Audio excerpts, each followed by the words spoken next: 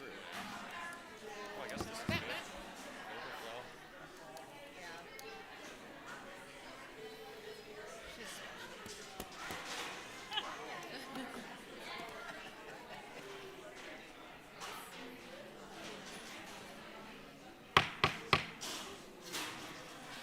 Good evening, everyone.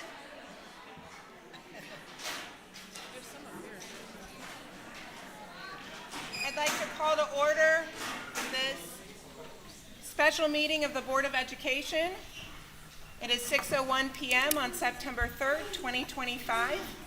Ms. Stokely, could you please call the roll? Ms. Coco? Here. Mr. Gomez? Here. Mr. Harris? Here. Mrs. Schaefer? Here. Ms. White? Here. Thank you. Item 3 is motion to approve the agenda. It is recommended that the Board of Education approves the agenda of the September 3rd, 2025 Special Board of Education meeting. So moved. Second. Discussion?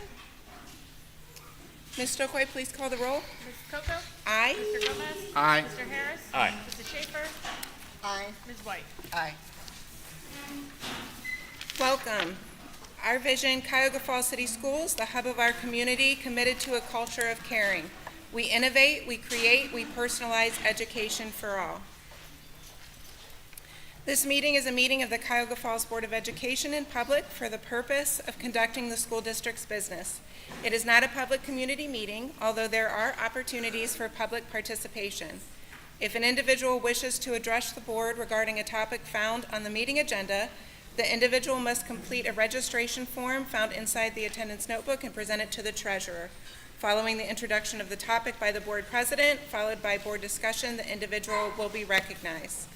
If an individual wishes to address the board regarding a topic not found on the meeting agenda, he or she must notify the superintendent and/or board president of the topic no later than 3 business days in advance of the meeting. These individuals may share their comments during the board business portion of the agenda. In both cases, the individual will preface comments by an announcement of his or her name and address and limit comments to 3 minutes. All statements should be directed to the board president. No person may address or question board members individually. And now for our Pledge of Allegiance, Mr. Gomez. If you please stand as you're able and join me in the pledge. I pledge allegiance to the flag Of the United States of America, and to the republic for which it stands, one nation, under God, indivisible, with liberty and justice for all.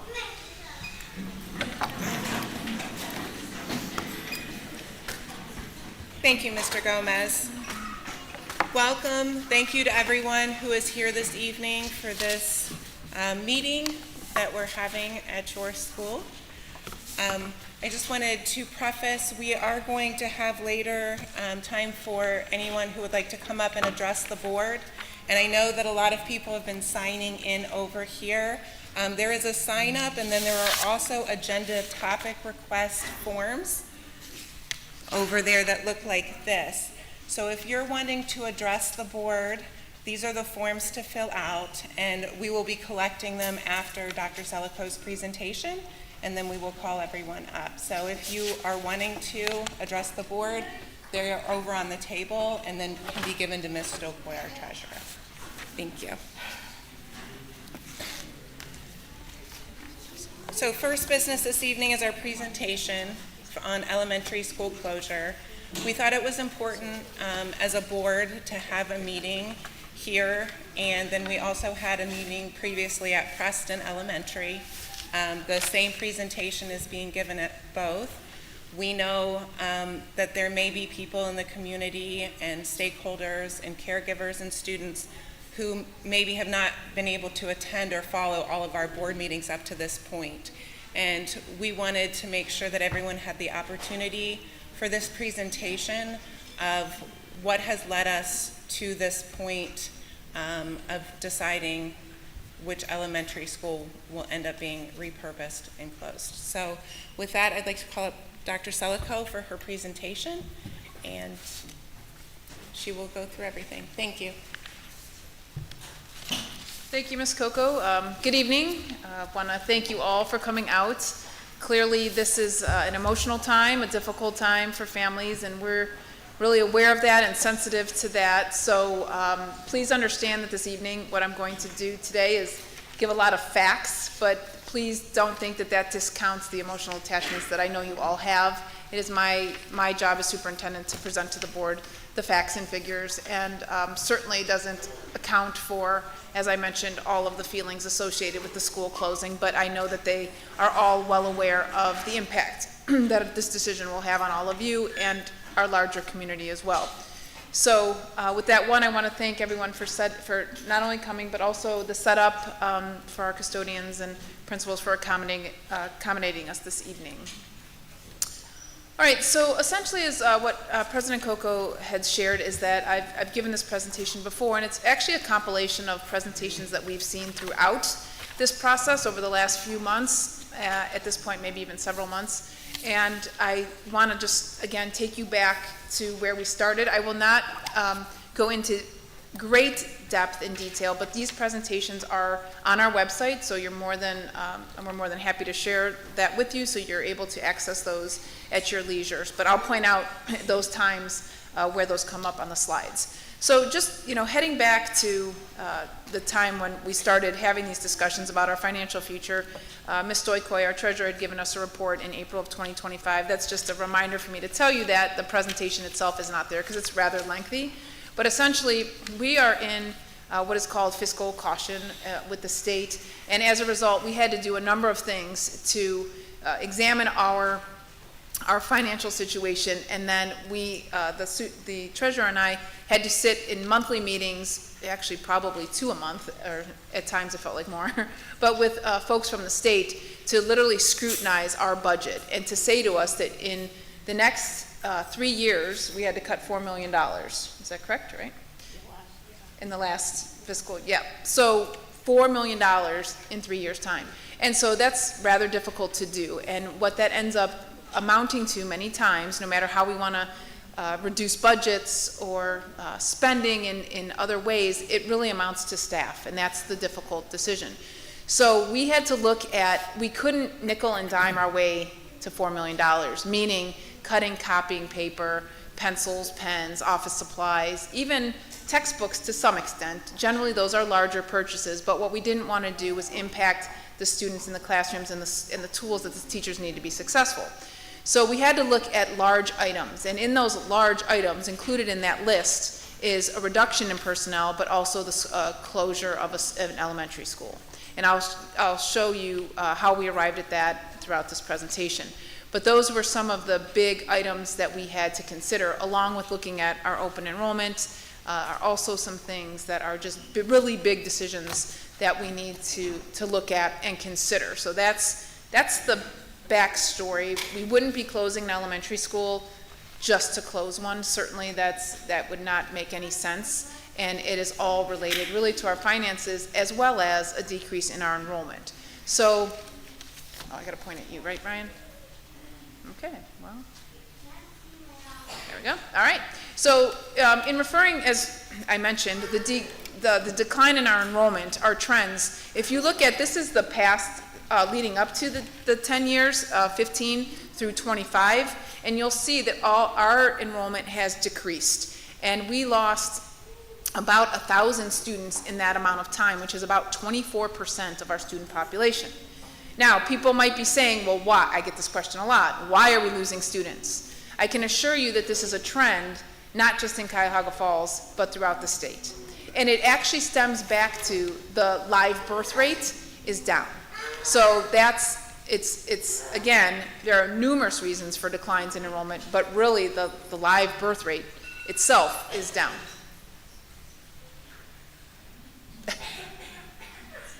It gave me, look at the screen. Yeah. He was timing me for 3 minutes. I get more than 3 minutes this evening. I'm sorry only you guys get 3 minutes, but I get a little bit more. He gave me the 3-minute buzzer. I got a lot to say. It won't be covered in 3 minutes. So again, as you can see, so we've had the decline in our enrollment for, again, the reasons as I cited, but some obvious ones certainly are charter schools and vouchers. That certainly has impacted, again, not just our district, but across the state as well. So when you see a decline in enrollment, we have to do something when you see that we've lost 1,000 students. And you can go ahead, well, I'll try. Let's see, does that work? There we go. All right, so then looking forward from 25 to 35, now we're projecting ahead in the future. We had a study done when we do our Ohio Facilities Commission that's been working with us to put together the 6 through 12 campus. They also work with us, and they will work with us in our elementary phase. But in doing that, they have to conduct an assessment, and I'll refer to this later on. But they did a projection for our enrollment and what happens in the next 10 years, so they could see and we can make decisions based off of that. So what you'll see here is that they predict another 350 students over the next 10 years that we will lose. Now, is this an exact science? No, but I can tell you that they've come pretty close. In my experience, this is not the first time I've seen these studies done or in a district I've been in, and actually the last one they did. So approximately 350 students is, again, what they're showing. Now, that's K-12, okay? You're just going to have to do it. It's not working.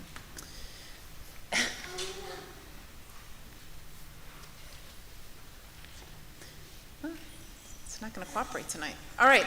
So how we've gotten to this point again. So we've given a little bit of the history of the reasons why, right? It's financial reasons and decline in enrollment. So when we got to the point that we were seriously considering closing a school, we have a board policy that relates directly to that, and these are just these are the factors listed. This is an excerpt from the policy. It's longer than this, but I wanted to show you the main points. Many of which we will address, and we have addressed and taken into consideration, such as age of buildings, the adequacy of the building, the sites, are they feasible for the number of students they need, reassigning the number of students, how many will we be displacing, transportation factors, how does that play into all of this, are there any alternative uses for the buildings, cost savings, and then the continuity of our programs. So I can assure you through this, when we're talking about displaced students, our main goal is, regardless of where students attend, that we are going to provide the absolute best education that we can for all of our students. But these are all the factors that we have to take into consideration. Again, they might not all apply, but many of them do in this instance. Okay. So then, just kind of teasing out each one of those things that I just described, I'm going to talk a little bit more in depth about each one.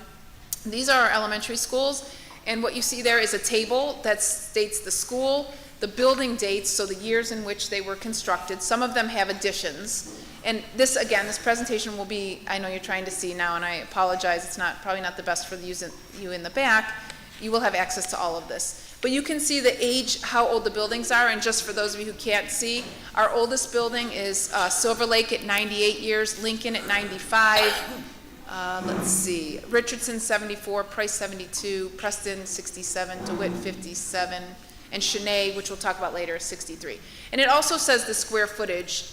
So when we're looking at this, we take into consideration the age, the physical condition of the building, the operating systems, and programming that we have. So with that said, in the bottom corner, there's a link to building upgrades from 2018 to 2025. And I'm not going to click and go in depth, but that is one thing, if you're interested, you certainly can find online. So it's all the improvements that we did and things that we might need to do for buildings. So all the money we've put into the existing buildings, money that will be needed as we look out into the future. Another factor that we look at is the environmental and site suitability factors. This is in our policy. It's not necessarily directly related to the situation we're in now, meaning that we don't have environmental problems on any of our sites that we've had, if you have studies done, your suitability. So the way they are and the way they exist now are fine, but the question is, what are better future sites? Some are better for future sites in building, some may not be, some have better traffic patterns. I mean, there are just a variety of things that are considered when you're looking at elementary schools.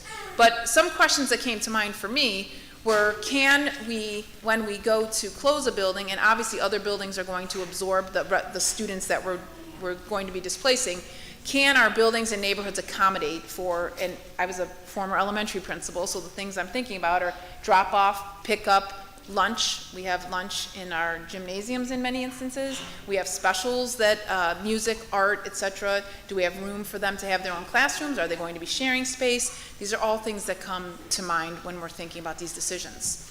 Also, adequate space inside and outside. Is there playground space? You know, do we have enough room for our students to be comfortable in both in and outside of the building? Schedules. Lunch schedule are always kind of a nightmare, especially in the larger elementaries. And when I'm talking larger, mine was 750 students, so we had to really, it felt like lunch went on all day long because it pretty much did. But those are things that we take into consideration. Can we fit the number of students in the cafeterias, etc.? And then, are there any buildings that are too large or too small to close, whether it's physical size or enrollment-wise?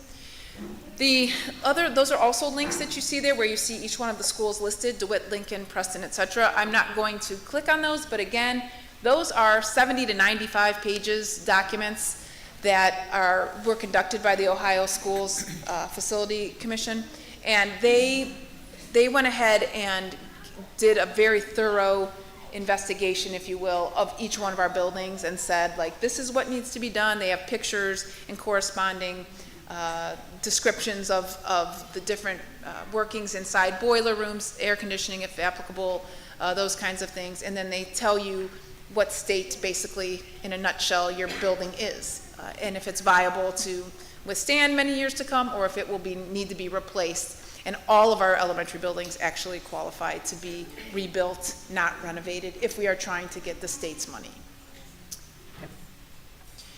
So another consideration is we look at where our schools are located within our community. This is the map. This is as it currently exists. So you can see that the schools are all listed there, and those are our current boundaries. This is also, again, something very important that we will continue to look at. We've examined very closely and will continue to even look at as we go forward in our process. But there's also a link to the district boundary map as well. So it's there, but you can also click on it. Okay. Then we're looking at, oh my, now my eyes are really being tested, and I remember to wear my glasses this week. Those of you who were at the last presentation know I was struggling, but I remember them today, and they're not working for the slide. So building capacity, we were looking at the number of rooms that we have available in our building. So this literally was an exercise of us walking. I physically and others walked the buildings to see what rooms are available and which ones are being occupied, which ones would open up. So we looked at how many we would need.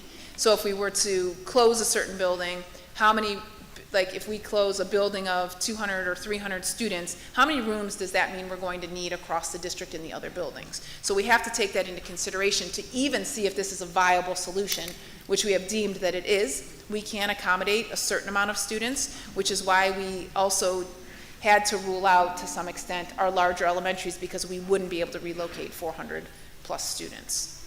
But that's what this is reflecting, those rooms available. We also have to take into consideration what people don't always remember is how education has evolved over time. And so the amount of classrooms that we once needed years ago certainly is not the same that we need today. We have a lot of related services, occupational therapy, physical therapy. We have sensory rooms for our students with disabilities. We have our various specials rooms. We take up a lot more space than we did years ago. So we wanted to really make sure that we accounted for that. So that's what that chart reflects. And then the capacity study, there's a link to that as well. All right. We also looked at our transportation. This is a rather simplistic kind of a graph, but essentially what we're trying to show here is the current number of buses and vans, and shuttle means one that goes from one school to the other. So for example, Bullock and Roberts, they might have like a practice that they have to shuttle students at the end of the day over to the other building, which isn't really relevant for the purpose of this, but we included it. So we have to look at the number of students that are bused, the time, the distance, and also keeping safety in mind here, and the efficiency of routes. So that's really critical. So if we have a student that's located on the south side of town, we're not easily going to be able to transport them all the way to a school that might be in the north or pick any direction. And so we need to base it on the location of where people live in relation to the schools. So that is something that we looked at. I'm going to talk a little bit about transportation. I think I have a little bit more. There's a distance study that's also there. Want to try that? Okay. So when you're looking at, well, I'll mention it now because it might be in a later slide, but I forget at the moment. So with transportation, what's tricky about that is that it's more than just routes. It's drivers, it's our fleet, it's our ability to hire people, right? And then, of course, the amount of money that's involved in salaries. But really, the driving force in transportation right now, if you watch the news, there are many districts out there who have cut high school busing because they cannot get enough drivers to transport students. We have not been in that predicament, thankfully, but it's been very close. So we have our mechanics, our supervisor driving buses to sub in for other bus drivers. They are CDL licensed, so you don't have to panic, but they do have to fill in. And so those are real problems that people don't always recognize when we're talking about transportation. So those are things that come into play. And we have train tracks that go through the middle of our city. We do. We have lots of train tracks. Yeah.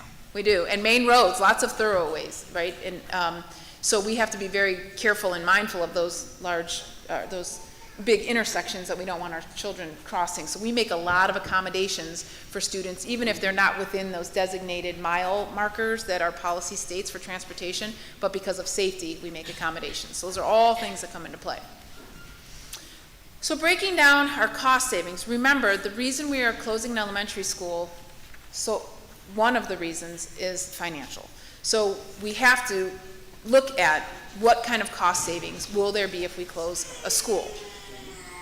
Generally speaking, the buildings that are of smaller size are going to give us about the same amount of savings because actually, whether it's larger or smaller, and part of that reason is students have to go somewhere.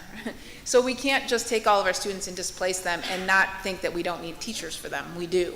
Now, we will be able to reduce some, but it certainly would not be a whole staff worth of teachers or paraprofessionals or any of those other positions. So we did look at that. In addition to staffing and salary and benefits, we looked at equipment, building improvements, we looked at site improvements, textbooks, office supplies, there's the list there, and any miscellaneous expenses that are just associated with operating a school. Your energy savings in closing a school, just operationally, you can imagine, what our bills are at home. Imagine what it is with a 30, 40,000 square foot building and what those bills are, gas, electric, etc. So there's also savings there. So there's a link to the elementary operational savings as well. Then we come to kind of like, I'd say a little bit of a juncture here in the sense that we have to look at alternative uses of buildings. And one of the things that I know this board is committed to, as am I, is not leaving a building vacant. We don't want to do that to a community, right? And we don't want to, we know that that's not being a good part of the community, a good neighbor to people. So we have got to find a place in which, or something in which we can do with the schools once once the building is closed.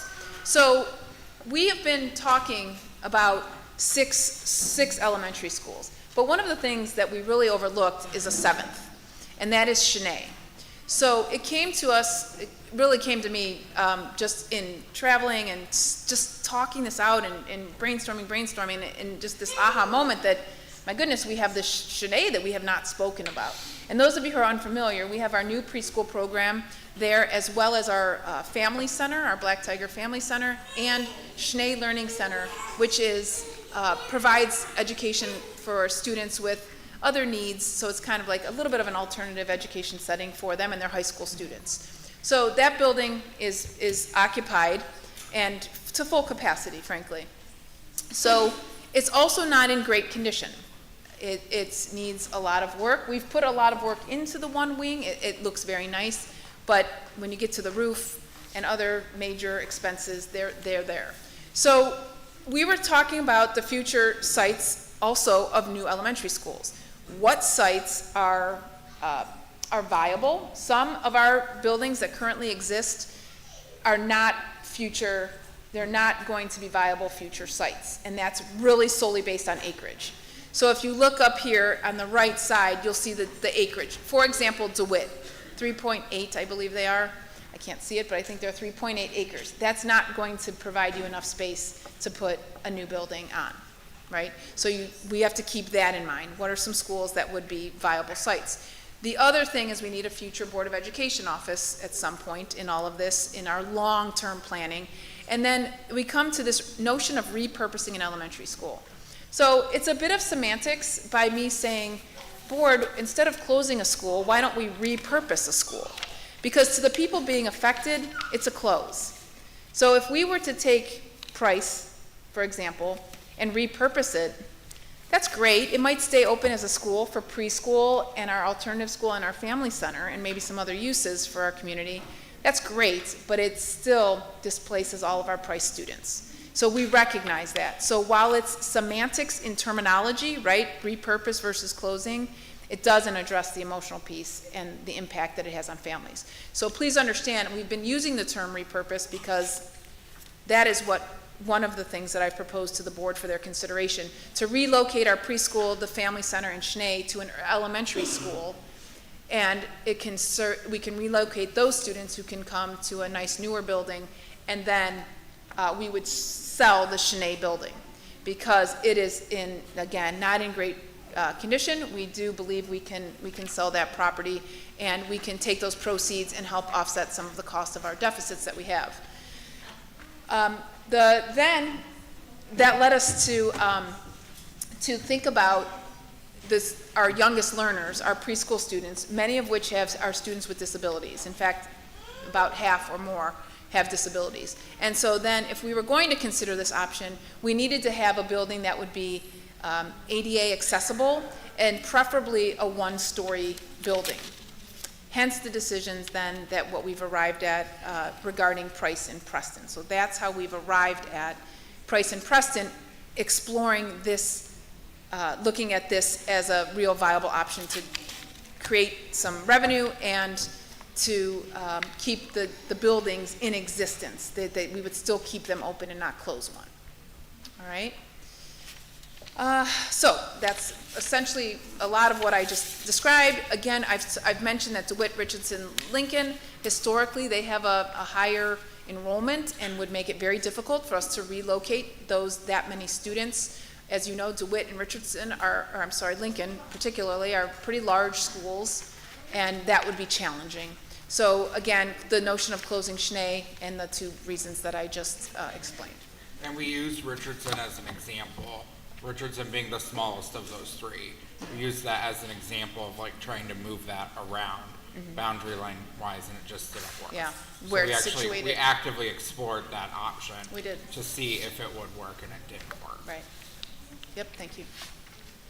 All right, so now again, going back to just looking at, so now where did we land after we've made those discoveries and considerations that we want to move forward with that? Now we're looking at redrawing our boundary lines. And this is critical and something in which, whether you're a Price parent here this evening or a parent in another district, another school boundary line, meaning DeWitt, name another elementary school, those folks may be impacted as well.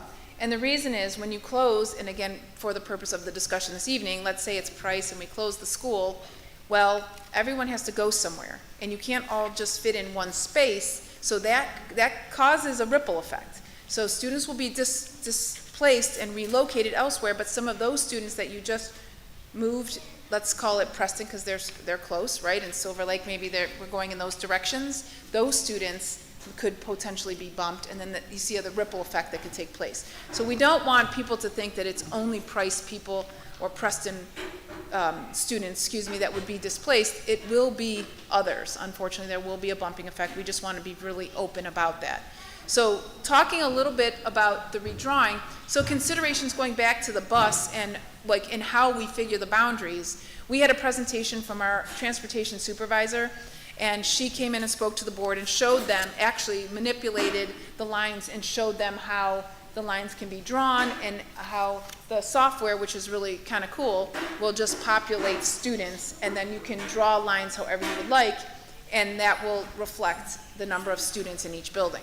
So again, we're looking at the time the students will spend on the bus. The closest school to homes is our goal. It doesn't always probably work out perfectly, but that is the goal, to have provide the school that is closest to the student's house. We talked about drivers, we talked about transportation. I knew it was in here later, I just couldn't remember where. The capacity of the school, because when we go to transport students, we have to make sure that the school that we're taking them to has enough capacity to serve them. And that's, again, what I mentioned earlier. And then the location of boundary lines, we talked about that as well. The main roads versus side roads versus railroad tracks, all those things that we have to contend with. And then the number of students being impacted. So those are all considerations that we took into consideration. All right, so I want to give a disclaimer because I know what people have a tendency to do is and I would probably do the same. I would be looking for my street right now and saying, okay, where's my child going to go? Please don't do that, because this is actually an old draft already, because these things change very quickly, and with students coming in and out of the district all the time, these will change many times probably before we get to a final verdict. So if we were to close Preston, what you see on the left is the current boundary, and on the right is just a draft. Again, I want to be clear, this is just an idea. When our transportation person, supervisor, did this exercise, this is where she arrived. You can see the current capacity and then what the enrollment would change to should Preston close. So you can see one of the things we had to look at is, can all of those schools take the number of students that listed there? And the answer is yes. Some are going to be a little tighter than others, but yes, they are able to do that if we close Preston. Okay? Similarly, the next slide is closing Price and what that would look like, and this is the redistribution for Price. And again, we can accommodate these numbers, a little tight in probably Preston, but again, we know we have the space, but it's not to say that it would be certainly tighter than it is today. Okay, we'll go on. Again, you have access to this. All right, so looking at the number of displaced students, the TBD, to be determined, doesn't really help us, right? Because, as I mentioned, it's a draft, and we do have a pretty good idea of what the number of students that would be impacted. Just looking at the number of students in each school, like if we look at Price's enrollment, and I don't know the exact number off the top of my head, but if you compare it to Preston's enrollment, Price does have more students. So by nature of that alone, it's about 40 or so students more. Just by that nature, you certainly would be displacing more students. But then when you factor in all of those, shifting out the boundaries, we need to determine how many students would be displaced. And we did that exercise the last meeting. There were more students displaced at Preston in that exercise, but again, we can continue to refine those numbers. It seems like I've said to the board many times too, that what seems like maybe a simple request by them to our transportation supervisor is hours and hours and hours of work. It might be just like, oh, let's just see how many students would go here if we do this or this. There's a lot of work that goes into it. I personally went over to the transportation department. I sat and looked over Margie's, our supervisor's shoulder, and watched her do it, and I could see that it is. I don't understand it to the degree she does, I admit that, but I take her word and how time intensive it is. So once the board has a pretty good idea of the direction in which they would like to go, we will then work on these to be more concrete. So my last slide is really just, again, everything, just a summary of what I've said, and these are the things that we look at when we're considering closing a school. So the redistricting, the number of students impacted. We also look at, one thing I didn't really highlight, but we need to look at, are we balancing our school socioeconomically, racially, ethnically?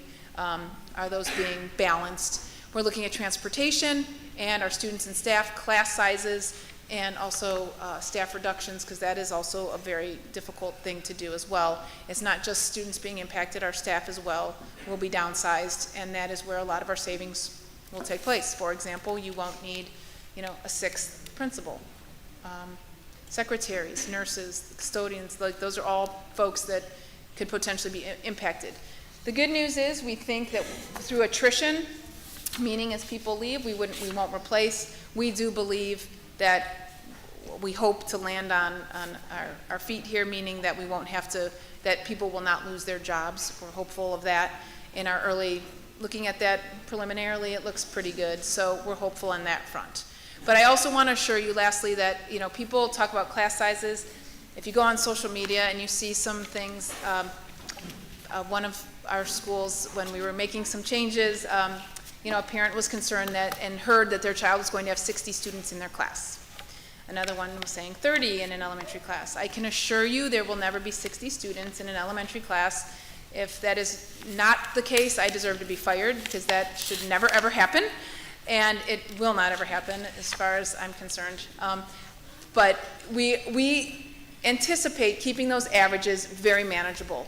I have been very forthcoming in saying that we have been very fortunate in this district to have smaller, on the smaller end of class sizes relative to surrounding districts, other districts. We have managed to have some really, honestly, low in some areas. And I know we get pockets of it where they're really small class sizes, but we are striving to look at 22 and 25, 22, 24, 25. The older you get. So in the younger grades, 22 students, 24, and then 25 by the time you get to 5th grade. Those are our goals. We really think we will be able to adhere to those numbers.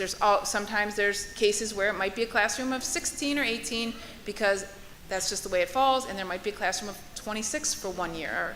We don't want that, but we recognize that that may happen. So I just want to be very truthful about what's to come, and please, if people are saying that, well, class sizes are going to go up to 30, you could say, no, we heard from the superintendent that that is not the case.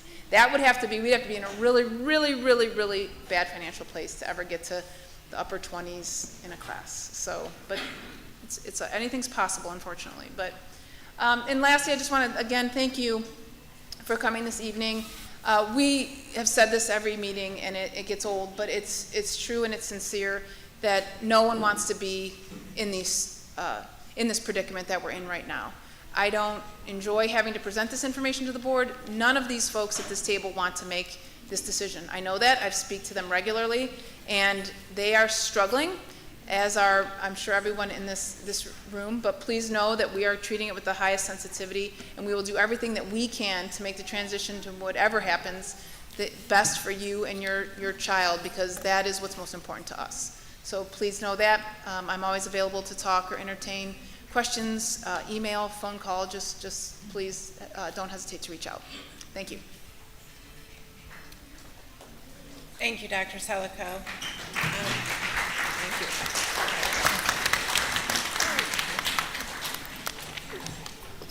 you. I just personally wanted to echo what Dr. Selico said. As a board, this is a position that none of us want to be in, and unfortunately we are. And we understand the impact that this has on our community, whatever decision is made, and for our students and our caregivers. And all of us up here have emotional ties to this community and our district and our schools. We've taught at them, attended them, have students that are up and coming, or currently have students in the school district. Thank you everyone for coming out tonight. Also, this presentation is available on the website, and I misspoke at the last meeting, so I'm going to make sure I don't do it tonight. It is under the Board of Education tab, where you can click and go through this entire presentation. So I want to make sure everybody knows where you can find that and go through that as well.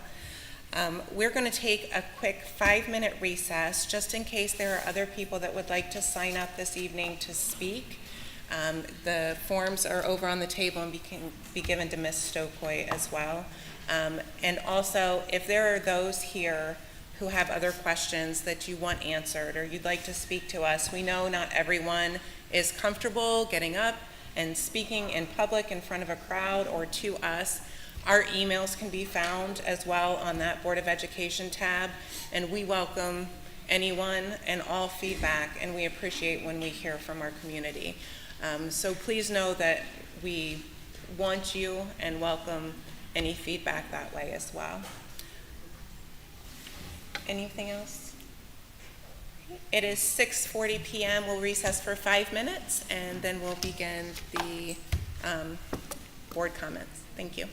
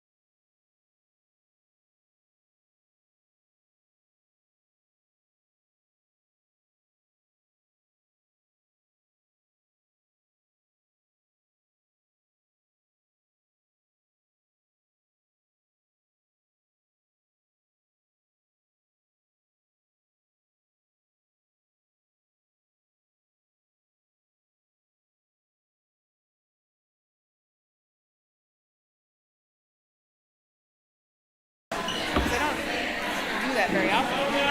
But I've been eating out a lot lately. I don't know what's going on. It's the real one. 6:45 p.m. We are reconvening the meeting.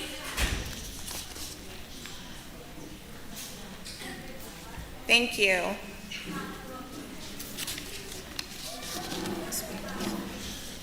As we call you up to address the board, if you could please come up and state your name and your address, and a reminder that the comments are limited to 3 minutes per speaker. We will have a timer going for you to watch as well. And according to our policy, Board Policy BDDH, just a reminder that no specific comments about specific employees is allowed as well. So, right. If Kyle Carney would like to come up, please. Hi. If you could just go to the podium and just speak into the speaker with your name and address in 3 minutes. Thank you. Good evening, everyone. My name's Kyle Carney. I live at 1274 Curtis Avenue, right over there. I'm really glad to hear that you guys have taken a lot more into consideration than just like what the dollars and cents are of this.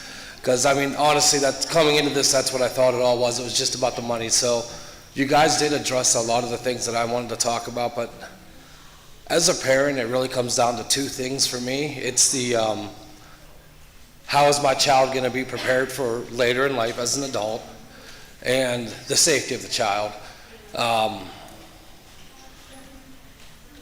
Just in the last 3 years, I've gotten to know, a lot of the staff here, and you can tell when someone genuinely cares about somebody, and I definitely recognize that from the staff here, that they genuinely care about the students that they're teaching, and that's such a nice thing to see. It gives me a lot of hope for how my kid's going to grow up, like how he's going to be as an adult. The other thing is, and this is probably one of my primary concerns, is like I noticed that over at Preston, for the drop off and the pickup, you're on a main road right there that's just off the highway ramp. And like in this area here, you kind of have the cutout for it. The pickup and drop off procedure here is such a smooth thing. I drive truck in Cleveland, and I service a bunch of schools up there. And this, just how that whole operation is done, is so much better than any school that I have seen. So I think that's one of the two primary things I wanted to talk about. And I just want to commend you guys for like the effort that you put into this, because you guys have a lot more information, and like you've definitely taken into consideration a lot of the concerns that I had before coming here. So thank you for that. Thank you. Thank you very much.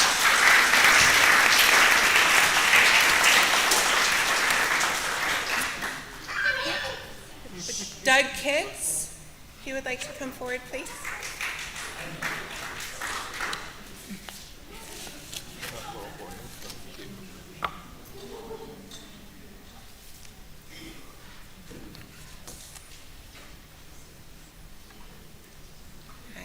Hi, everybody. My name is Doug Kitts. I live at 1764 Calvert Drive. My family and I used to live here on Myrtle, so our kids started here at Price, and currently my son still goes here. We've open enrolled him.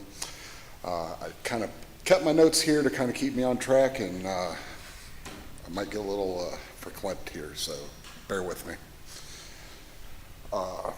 There's me. There's my wife, Leanne, who currently works here as the full-time building sub. My son, Donovan, is starting his 4th year here. My daughter, Agatha, went here all the way through. She's in 6th grade now. I'm saying that as a way to kind of let you know that we have a lot of history here. I want to talk about the staff, because you can't talk about this place without highlighting the staff. And I know I can't say any names, but the words that I came up with were caring, dedicated, truly have the best interest of all the kids. What the gentleman said before me, you can certainly tell when somebody cares, and this whole building cares about the children. Through our time here, we've had 15 different teachers, and that doesn't even begin to include all the intervention specialists, the aides, the administration, everybody. Every single one of them has made real connections, not only with my children, but with the other kids here. When we come to family things in the evening, you can see it. You can see the kids run up. You can see the general caring. Thanks to the entire staff here, and I'm going to try to be quick here because I'm going to run out of time. Thanks to the entire staff here, the interventional specialists, the aides, leadership, therapists. 3 years ago, my son's starting his 4th year. 3 years ago when we started here, he was in the resource room the whole time. And I can tell you right now, he is in general education classroom full-time, which I don't think we would have ever thought was possible, and it's only possible because of the team here. Basically, where does this all bring me? And where it brings me is in sports, in business, and in education. When you have a team that works like this, you can't split them up. You just can't. You're going to lose more than numbers. You're going to lose more than money. You're going to lose more than, you're going to lose things in the entire spirit of the whole educational system. So I don't really have anything else to say other than I wanted to speak for the faculty and the staff here, and I wanted to speak for the other students here that I know truly have connections here. So, thank you. Thank you very much.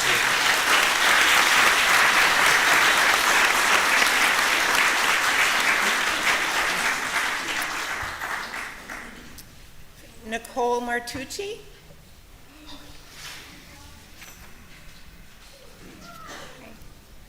I promise you guys are going to be able to hear me without having to speak into this. My name is Nicole.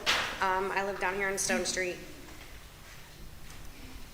Sorry, because the one thing I'm going to bring up still hurts. I am a mom of 3. My oldest, who just graduated from Chennai last year. In his elementary years, he's been through several different schools. And let me tell you, this school right here, I wish was his school. By the time we moved out here, he was already into the middle school stage. My oldest daughter, they're both IEP students. My oldest daughter, who's very well known throughout this building and will be able to run to any staff member and hug them. She originally started out at Talmadge, and they could not equip her IEP needs. Came here, and I'm going to mention these 2 people, Miss Patchen and Miss Wyckoff. Thank you.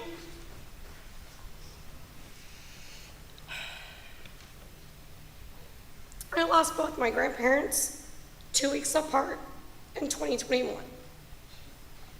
My grandmother being 4 days before my daughter's birthday.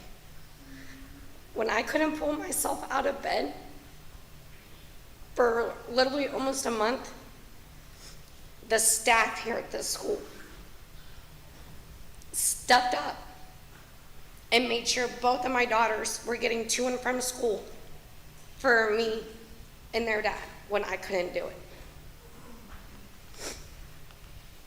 The huge improvement with my oldest daughter with the IEP needs is all thanks to the staff in this building.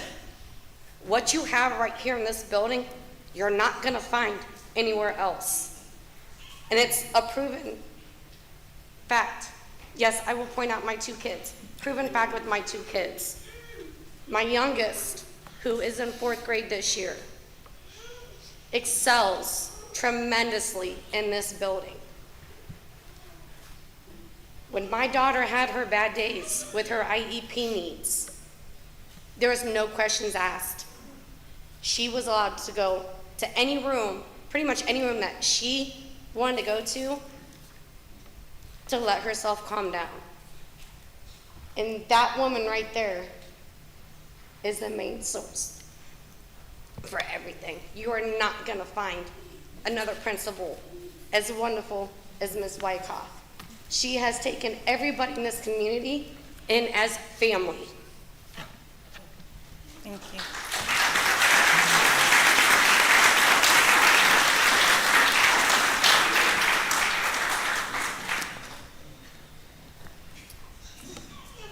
Shannon Passetti.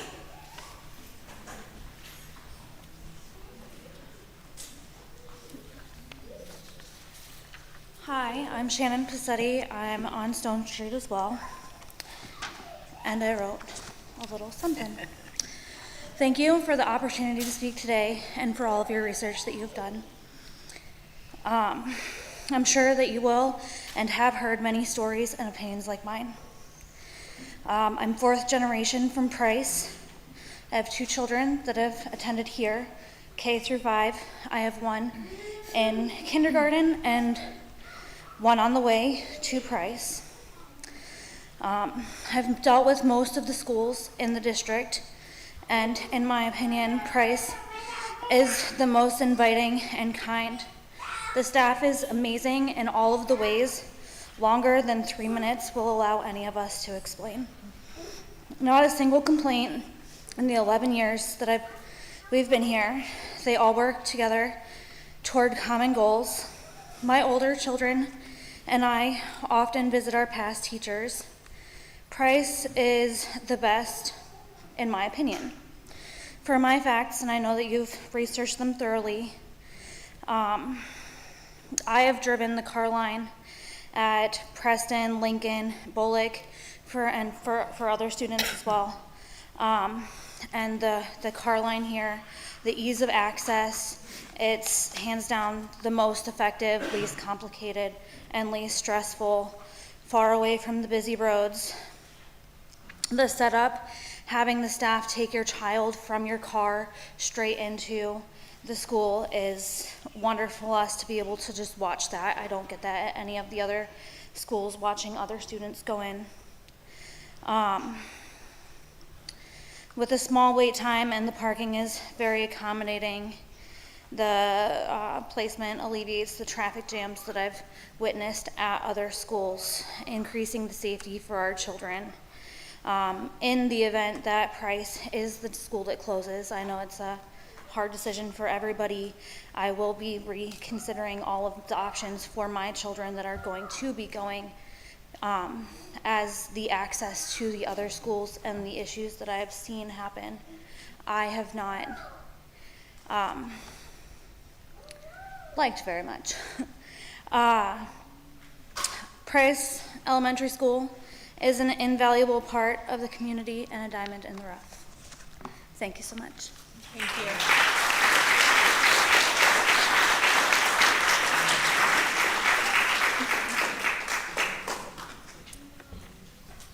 William Richardson.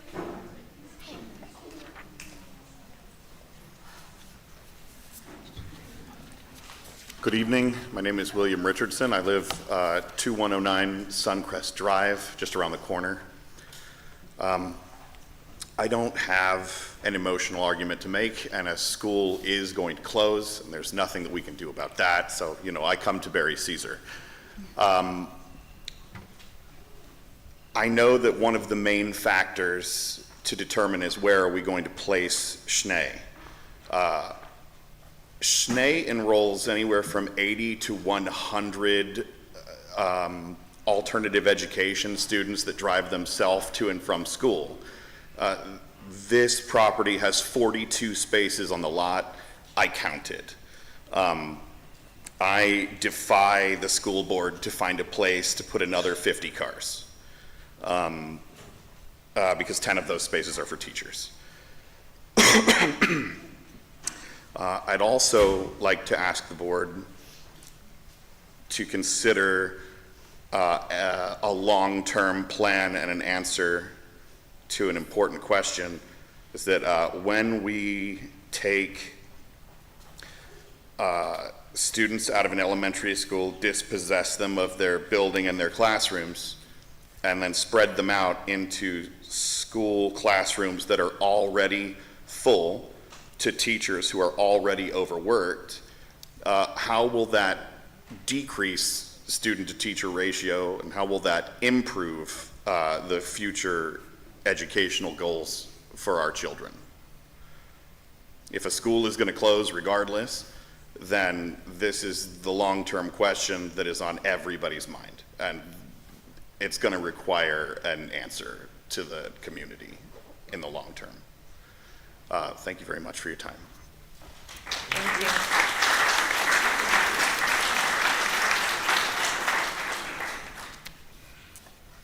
Amanda Watson?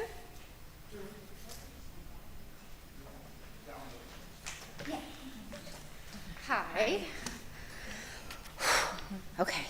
I'm Amanda Watson. I live on 2280 Hillside, 2 blocks that way. I'm angry about this whole situation. It's been frustrating. Until recently, the communication has been lacking. And as a member of the PTO, people come to us, we're like, hey, do you know anything? Do you know anything? I'm like, I know nothing that you don't already know. And that is very frustrating as a mom, because not knowing, I think, is almost worse. I want to know why it's always the teachers in the trenches who are the first to be cut when they give so much for our kids. And I'm wondering about other solutions that the Board of Education is looking at, making cuts versus finding more fundings. What support staff in the district in general are we losing? Does the BOE have to have its own building? All of those things. I've also considered the alternative program, currently reading space at Shawnee, I understand that, and the pre-K being, could that be integrated into our existing buildings that we already have? I remember the kindergarten in my elementary school was in the elementary school. Each elementary school had their own kindergarten. Would that be feasible for some of our larger elementary schools to accommodate the preschool that way? I'm also wondering how much the voucher program and its buses for private schools from the public funds is affecting our public schools and the funding we're supposed to have. I get we're low birth rate and enrollment is down, but not at Price. Our neighborhood is strong, it's diverse, it's wonderful. And our enrollment's up. Last year alone, I remember that we had 20 kids that just showed up the first day and we had to find places for them. I remember Miss Wyckoff being frazzled that whole first 2 weeks trying to figure out where to put these kids. We have such a wonderful neighborhood, and to cut us in half between Silver Lake and Preston would just be cruel. You would lose my involvement, because instead of being 2 blocks away where I can come to all the PTO stuff and help run all these wonderful events that we honestly do out of a minimal budget with very few people. We need more people, volunteer. I'm serious.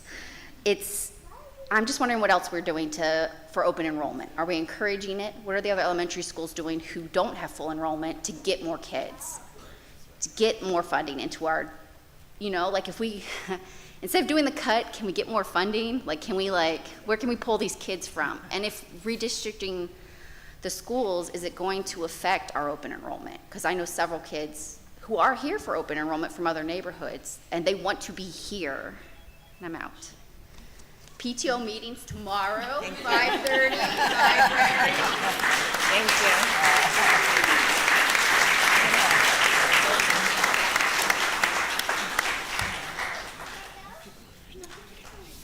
Thank you very much for everybody who came and addressed the board, and for everyone in attendance this evening. We truly appreciate everyone coming out to hear the presentation and to be here.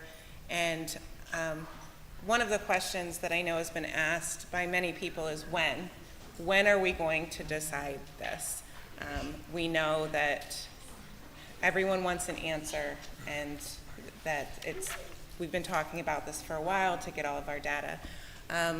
As a board, we had made the decision to have that decision made by November. That does not mean that we may not come to it sooner than that. We will make sure that we communicate to everyone the next time that discussion would be on our regular agenda. We did not want to put this on the agenda again for discussion as a board until we had had meetings at both Price and Preston with our community members. So I just wanted to put that there just because that is a question that we get a lot. Does anyone have anything that they'd like to add? Go ahead. No, go ahead. Okay. I just wanted to speak a little bit tonight too, because this is the building that I attended myself. K to, I know, long time ago, but, you know, it's special to me. I remember all my grade school, my elementary teachers. I remember every one of them. In fact, my kindergarten teacher recognized me when I was 21 or 2 working up downtown Polsky's. Figure, you know, you haven't changed a bit. I thought, well, I hope so. Geez, at least taller anyway. But I also, my children went here. I remember dropping off my first one to kindergarten and sitting on that hill outside and just tears, which, you know, we're parents. It's what we do, our first one. But I just want you to know that it's a special place for me too. It's hard. It's a hard decision. I also want to mention that Mr. Gomez, Ms. Schaefer, went to Preston. Oh, I'm sorry. Sorry. Her kids went to Preston. Your children went to Preston. Sorry, we'll But let you have that's fine. But anyway, so this is a very difficult decision, no matter what we do. I would like to see Price stay open forever, but I don't know if that's going to be possible. So, yeah, it's just really rough. I just want you to know that we all feel what you're feeling, and I think like Alicia was, sorry, Miss Coco was saying, it's a hard decision, and we will try to make it as soon as possible, because I think the uncertainty is worse than actually knowing. So, thank you. Thank you. I just want to say, I appreciate people listening to the presentation, because I think the facts lay out the situation that we're in, and it's a very unfortunate one. But at the same time, I understand that facts don't touch our hearts in the same way that our experiences and our children's experiences and our connections to our buildings do. So none of us up here expect any of your hearts or minds or emotions to be touched by the facts, because our hearts and minds and emotions aren't touched by the facts either. We have to make a decision guided by facts at the end of the day. But that doesn't make it easier for any of us, nor do we expect the fact of all of the facts we threw at you in that presentation to make you go away tonight feeling any better or feeling more positive about the situation. And all of us feel that way as well. So we don't want you to leave thinking, oh, they threw all these facts at us to try to make us feel better about it. That's not our goal at all. We know that it feels terrible. We feel terrible about it. We wish we weren't in this situation. But there's a lot of things impacting public education in the state of Ohio that are very unfortunate. Like the one gentle lady said, you used to make money when somebody open enrolled in your district, and now you kind of lose money when students open enroll in your district. So there's a lot of things that are just changing in the state of Ohio to not benefit public education. It's very unfortunate. The one other thing I wanted to say is we do have a Board of Education meeting next Wednesday, and I wanted to ask if we could put this as a discussion topic now that we've had both of these meetings. I don't want to say that we'll make a decision next Wednesday, but I think it would be good for us as a board to go away from this meeting and then to think about everything we've heard, and then to come back and have a discussion a week from now. Or if we could all agree to that. That way then we have a week to let the community know that it'll be a discussion topic next Wednesday, and to get that information out as well. Are we all agreeable? Yep. Sure. I would agree to that, Mr. Okay. Jones. Yes. And that way we can let the community know over the next week that it'll be a discussion topic as well. But that we won't, we're committing to not making the decision next Wednesday. I don't think that we're there. We're there quite yet, But when we know which meeting we will be making it at, we'll definitely notice that to the community as well. right. Yes. Thank you. All of our board meetings are open to the public. With it. Yeah. Yes. We're not. This isn't the time to go back and forth. When we're done with the meet, if you have questions, then we can answer questions that you have. But this is the part of the meeting for us. No, I appreciate that. Yes. Yeah. Yeah. Yes. Thank you. Anything else? After this meeting is over, the Board of Education is going to take a tour of Price. We did the same thing as Preston as well, right after the meeting, so I just wanted to let you know that that's what we'll be doing. So thank you again very much for coming out this evening. And motion to adjourn. So It is moved. recommended that the Board of Education adjourns this meeting. So moved. Second. Right. Ms. Stokely, would you please call the roll? Is that AJ? Sorry. Yes, that was Second. Mr. Harris. Okay. Yes. All right. Mr. Gomez? Aye. Mr. Harris? Aye. Mrs. Schaefer? Ms. White? Aye. Ms. Coco? Aye. This meeting is adjourned.